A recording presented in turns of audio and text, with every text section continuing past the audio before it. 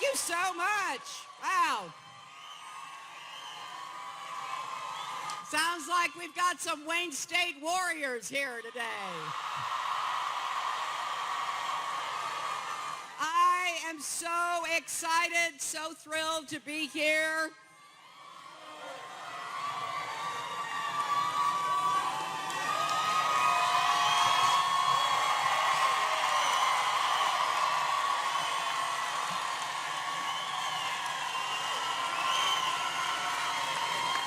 Did anybody see that debate last night?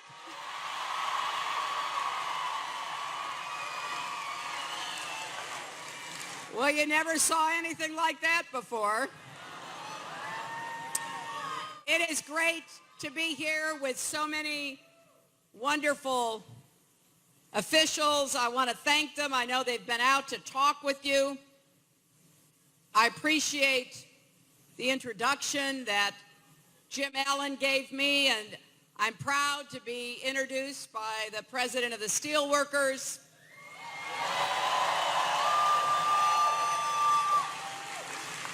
I want to thank your senators, Debbie Stabenow and Gary Peters, your members of Congress, John Conyers, Debbie Dingell, Brenda Lawrence, and Sandy Levin. I want to thank your wonderful mayor, Mike Duggan.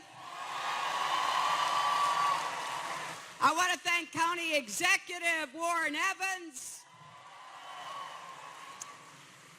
It's exciting to be here for so many reasons, to be back here in Detroit, to be at Wayne State. I thought President Obama was pretty accurate when he was talking about how Detroit is coming back.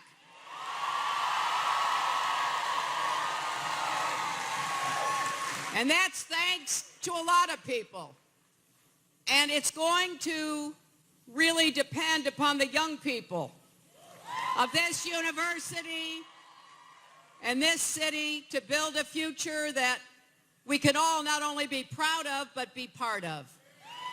And I will tell you this, if I'm so fortunate enough as to be your president come next January, I will be your partner.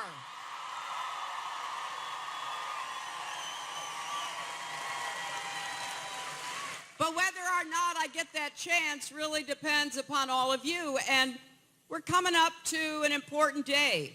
Tomorrow, October 11th, tomorrow is the last day to register to vote in Michigan. So I'm hoping that all of you either are registered or you will before the deadline tomorrow. And we have people all over the crowd with clipboards. We've got clipboards who can help you register to vote.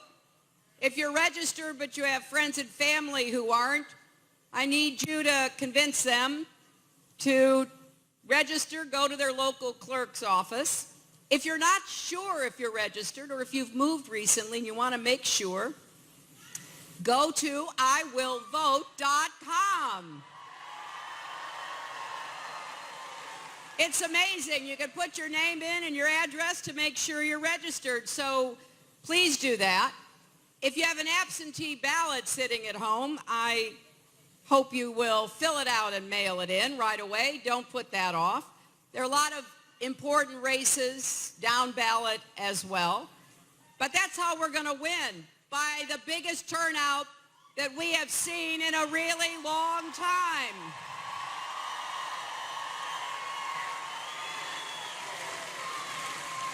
And the reason why it's going to be a big turnout is people really know what's at stake in this election. They are concerned, as you heard Jim say, the differences between me and my opponent are pretty clear.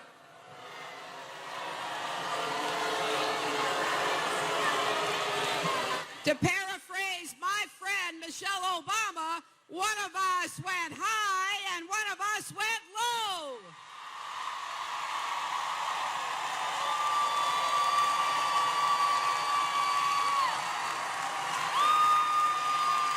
And I'll tell you, what's exciting to me is that we are getting more and more support, not just from Democrats, but from independents and Republicans.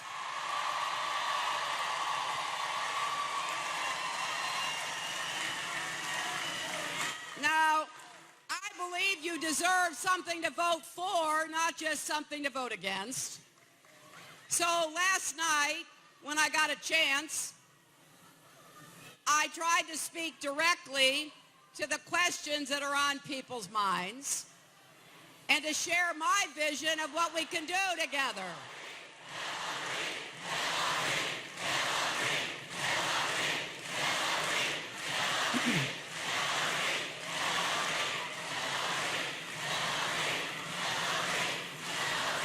Now, I'll tell you what. Donald Trump spent his time attacking when he should have been apologizing.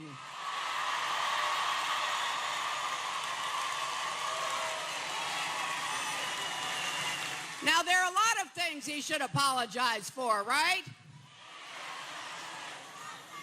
And on Friday, the whole world heard him talking about the terrible way he treats women.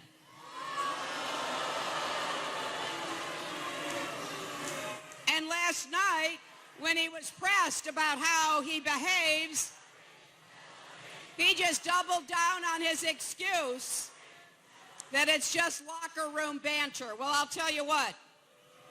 Women and men across America know that is just a really weak excuse for behaving badly and mistreating people.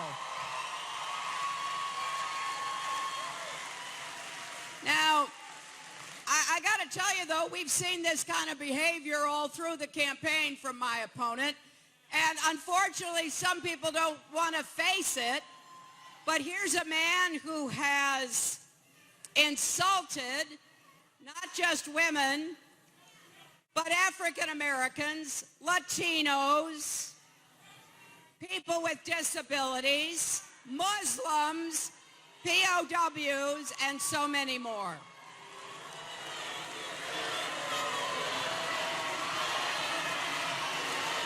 So,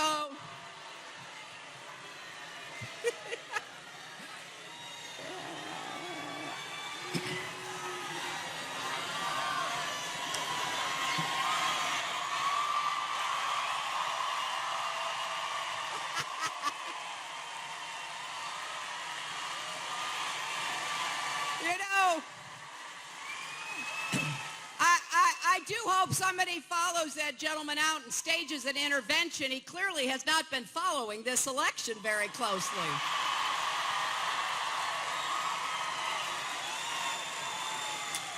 But hey, folks, we now know who Donald Trump is, but the real question for us is, who are we? Right? I would argue we are not who he is.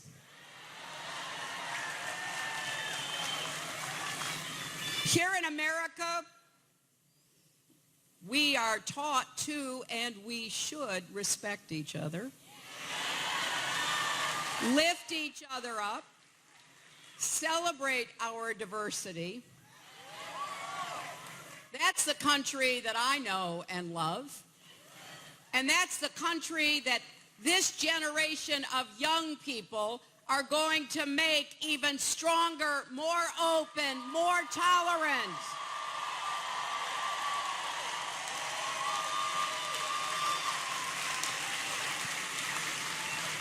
I believe that we can do this. Stronger together is not just a slogan for me, it's a blueprint for our future. I believe our economy should work for everyone, not just those at the top. And I'm closing my campaign the way I started my career, fighting for kids and families to make sure every single person in this country has the chance to go as far as your hard work and your talent will take you.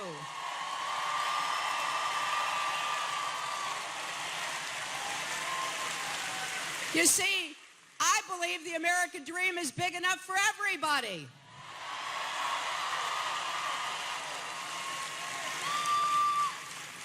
That's been the cause of my life. That will be the mission of my presidency, working to make your life better, investing in you, focusing on those kitchen table issues that keep families up at night. You know what they are: the cost of college, the cost of child care, which in lots of places is as much as college, paying for health care, especially prescription drugs. How many of you already have student debt? Well, that is going to be one of the first things I address.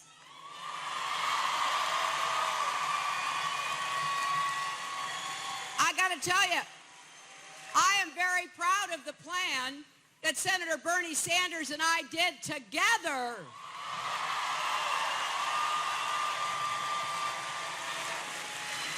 Senator Sanders and I ran a campaign on issues, not insults, and I'm very proud of that.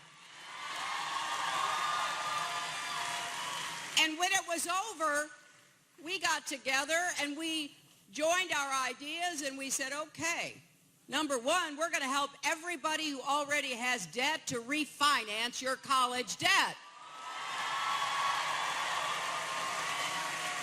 That will save you thousands of dollars. It will enable you to use some of your money for other things. Wouldn't that be nice, right? And we're going to make college affordable. Now, I got to tell you, we don't really get any ideas that will help anybody else from my opponent. Last night, he admitted he hasn't paid a dime in federal income tax for years. Now, apparently, the reason for that is he lost $1 billion in a single year on bad investments and failing casinos. How do you lose money running casinos?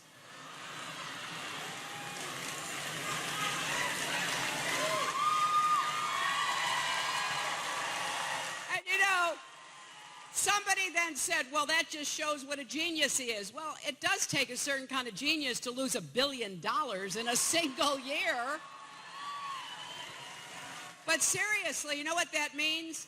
That means zero for Pell Grants, 0 for the military, 0 for our vets. He hasn't contributed his fair share by any stretch of the imagination to support our country. He's been taking from America with both hands and sticking the rest of us with the bill. Because I believe that every single one of us in this room today has paid more in federal income taxes than Donald Trump has.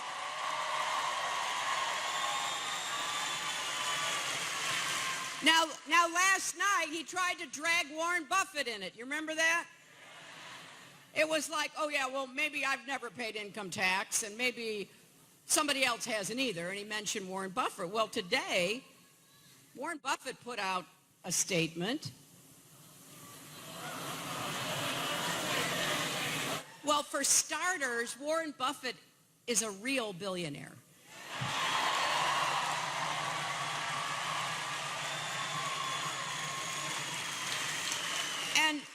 And you know, he put out a statement and it said this: I have paid, this is Warren Buffett talking, I've paid federal income tax every year since 1944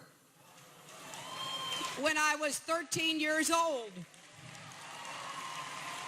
He says, I have copies of all 72 of my returns,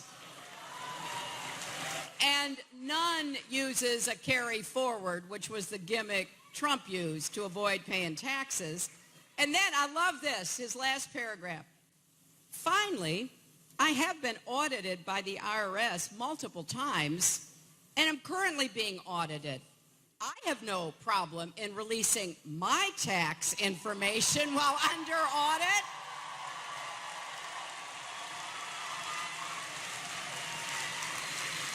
And Then he concludes by saying, neither would Mr. Trump, at least he would have no legal problem. So if you're going to call out Warren Buffett, you better be prepared for him telling some good old-fashioned Nebraska honest facts about what the truth really is. And the other thing about Warren Buffett is he agrees with me. Rich people ought to be paying more federal income taxes to pay their fair share for our country. Also last night, Donald had no answer when confronted by the report that he's been buying cheap Chinese steel for construction projects instead of good American steel that supports good American jobs. Now, look, he's gone all over Michigan claiming to be on the side of workers, right? You've seen that. You've heard that. He especially likes to talk about how he supports American steel workers. He even had the nerve to brag about how, and this is a quote, American steel will send new skyscrapers soaring. And all the while, he was hiding the truth.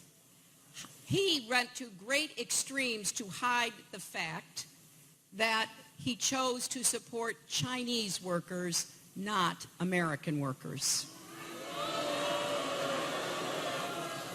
Now, you in Michigan, like a lot of places in our country, know that China has been dumping cheap steel into our markets for too long.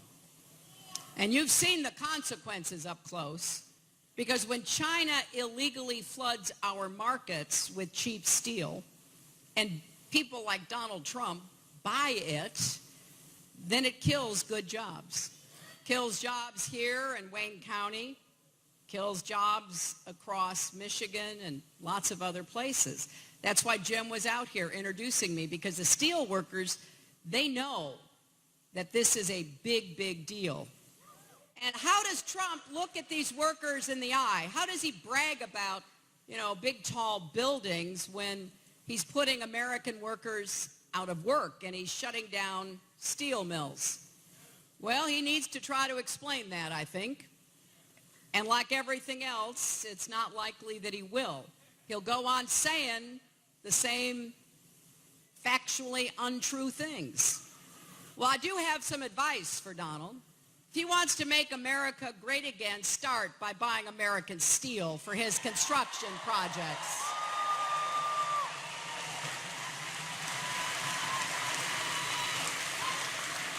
But here's the other thing you need to remember, because I assume some of you know people who might be thinking about voting for Trump.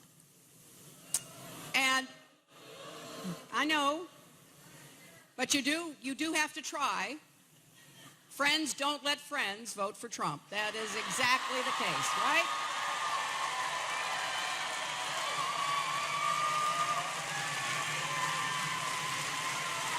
So if people aren't worried about the fact he pays no income tax, and if they're not worried about how he's misled people about where he gets his steel, point out to them that he actually stood on a debate stage during the Republican primaries and said wages in America are too high. I love it. He keeps denying these things, and he must forget that we do have video and audio in 2016, and you can actually pull it out again and show people. Now, last year, he even suggested that U.S. automakers, remember, automakers and related industry employs 1.1 million people in Michigan, right? He even suggested that U.S. automakers shift production away from Michigan to communities where workers are paid less. But nobody should be surprised, because back in the Great Recession, when millions of jobs across America hung in the balance, Donald Trump said rescuing the auto industry didn't really matter very much. He said, and I quote again, let it go. Now, I can't imagine that. I supported President Obama's decision to rescue the auto industry in America.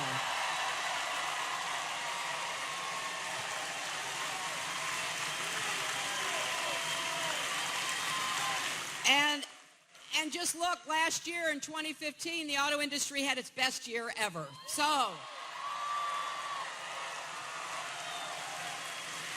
here's what we're going to do. We're going to stand up against unfair trade practices like dumping illegal steel. We are going to stand up for the proposition that investing in American workers is not only the right thing to do, it's the smart thing to do. We're going to have the biggest investment in new jobs since World War II. In infrastructure, I saw some laborers back there. Our roads, our bridges, our tunnels, our ports, our airports, our water systems like in Flint.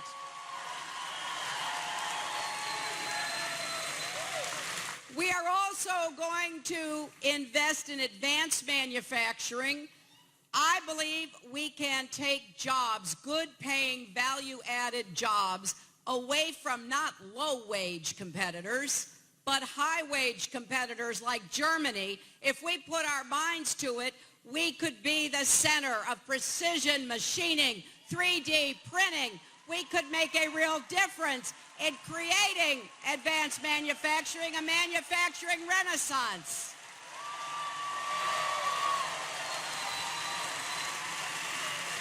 And I think we can become the clean energy superpower of the 21st century. Clean, renewable energy jobs, building a new modern electric grid to be able to take in and distribute clean energy. We can do this. Let's finish the job of connecting the entire country to the internet. There are too many places and too many poor families that are still not connected. Let's do more to support small businesses. That's where 2/3 of the new jobs will come from. And because of the plan that Senator Sanders and I have worked on, we're going to make public colleges like Wayne State tuition-free for working families.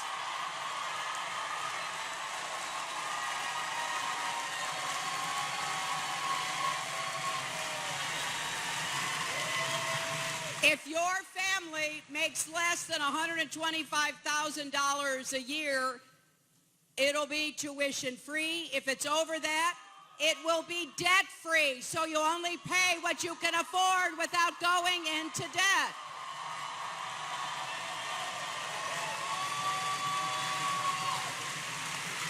And if you already have student debt, we will help you refinance it and pay it back, so you never have to pay more than you can afford.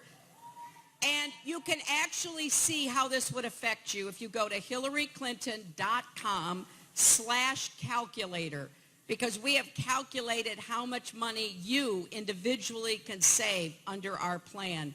I'm really excited about this. We're going to rewrite the rules of our economy to create both more growth and more fairness, so it's more broadly inclusive. Because in addition to creating jobs, I want to raise the national minimum wage, so if you work full-time, you're not in poverty. I want to finally guarantee equal pay for women's work.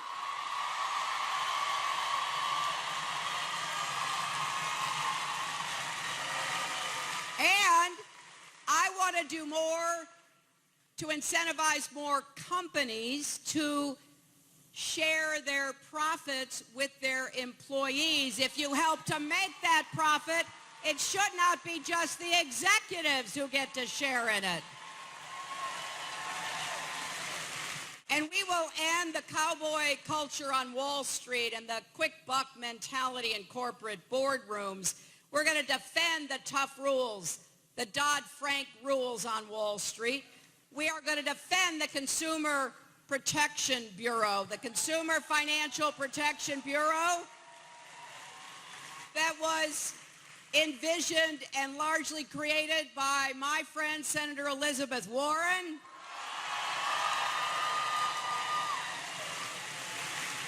Donald Trump wants to get rid of the new rules on Wall Street, and he wants to get rid of this agency that protects consumers from being cheated. That is just so backward. And if companies try to ship jobs overseas, we're going to make them pay back every penny in any tax benefit they ever got.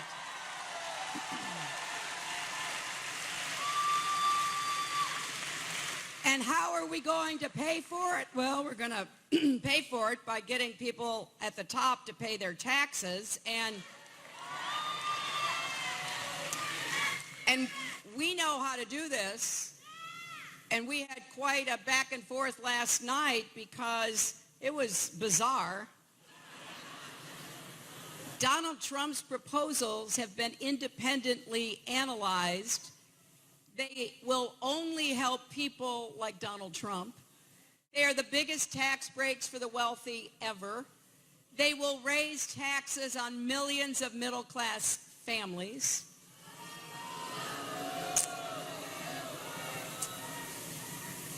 And, you know, that doesn't work. That's called trickle-down economics. It doesn't work for the vast majority of Americans. We've got to make it clear, as I have, I am not raising taxes on middle-class families, period.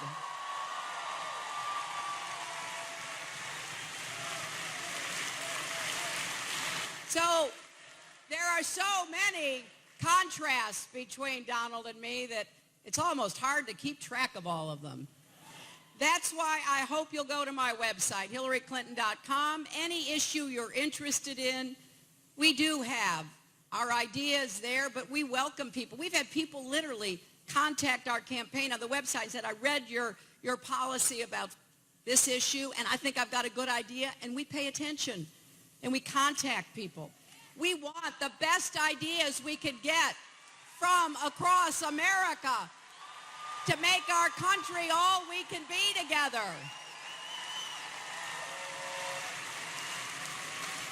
So there's a lot of work to be done, but this is a time to come together in these last 29 days. We know very well that we've got to make good things happen in our country, and I believe that with all my heart. You know, I had a very blessed life, and I am grateful for everything my family did for me, but I will tell you this. It wasn't easy. My grandfather on my dad's side was a factory worker. My dad was a small businessman, worked really hard. My mom was abandoned and neglected as a child, and it was really only through the kindness of people that she got through her childhood, and then she was working as a maid and a babysitter by the time she was 14. So I take none of this at all for granted. And I believe America is an exceptional nation. We have so much to be grateful for. But we each have to do our own part. And we each have to reach out with more kindness to others. I know there's been a lot of negativity, and it's easy to get cynical about politics, but I'll tell you what, that's what the other side wants you to feel. They want you to just say, well, I'm not going to vote because you know it's so nasty. That's the main reason to vote, to make it clear we're not putting up with that kind of attitude. And I'm going to reach out to everybody because the next 30 days will shape the next 30 years. And we really hope that young people will represent the biggest voting group in this election ever.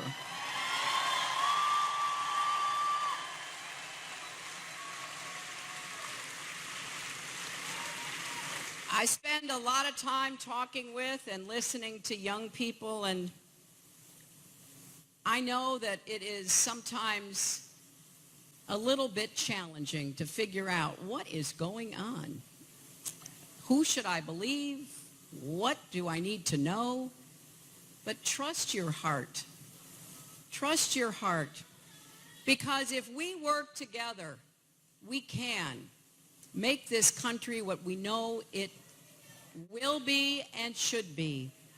So please help me. Make every phone call you can. Knock on every door you can. Go to HillaryClinton.com and volunteer. Text JOIN, J-O-I-N, to 47246. We're going to prove to the world